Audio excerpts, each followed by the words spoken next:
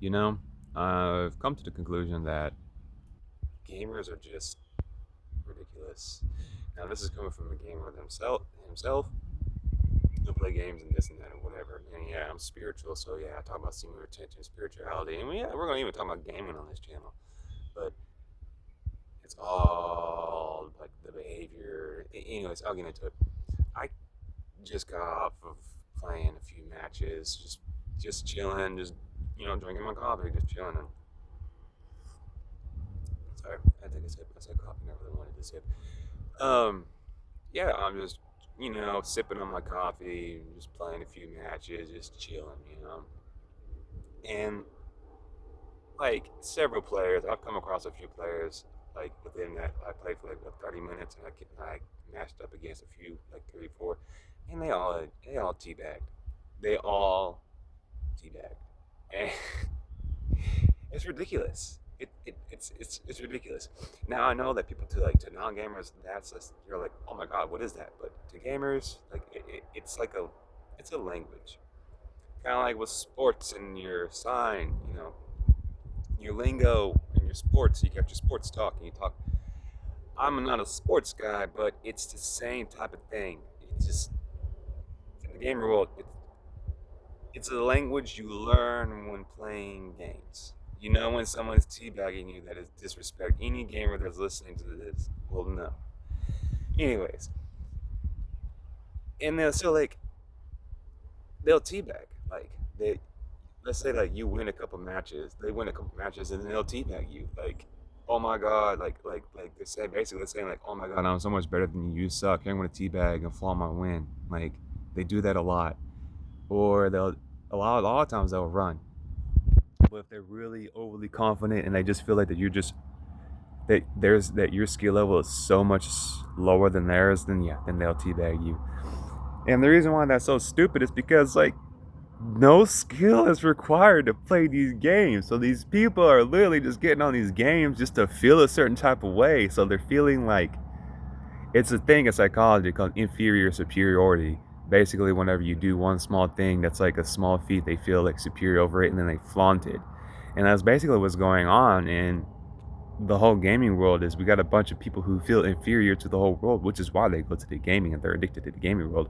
And then they can do they do well in these games and they think they're doing something, they're going somewhere and making something out of themselves, so they like then identify with their skills on the video games, and it's ridiculous because it's nothing. Like it's literally nothing.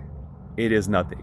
And this is coming from a gamer himself who has identified with that. But I have grown, learned, and evolved and realized that it's a complete and utter waste of time unless you are just trying to chill and enjoy your time. There is no such thing.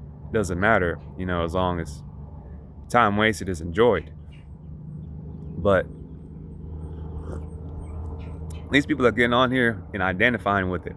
And there are some streamers and pro players that like their whole bit is around that. Like Sikander, Honeybee Commander, Tweety, like their lives revolve all around this, and they identify with so hard that like you wonder what else are they like? What else do they do in life? Do you like,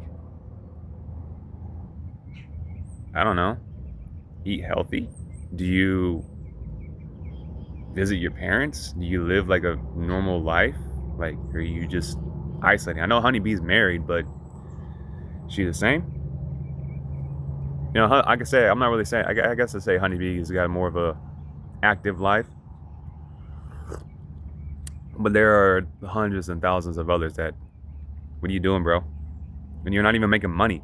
Like, I guess I can't really say much about Sikander or Honey because they're making money. It doesn't matter. Like, if you're making money from it, it's not whatever. But there's like millions of people out there that are not making money from these video games, and they identify so hard with it, and then they like have a meltdown whenever they lose, and then they send you raise matches. It's just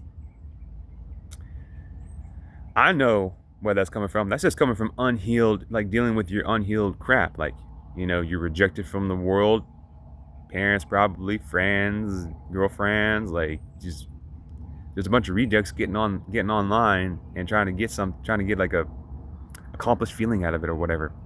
It's sad in a way, because they have allowed themselves to get so low that now they succumb to lower mental states and lower vibrational things just to get them to feel, whenever all they need to do is to go within and figure out why they feel like that in the first place, and things would be all great, and then they would be able to return to the games without feeling like that they need a win, or like if they lose and whatever.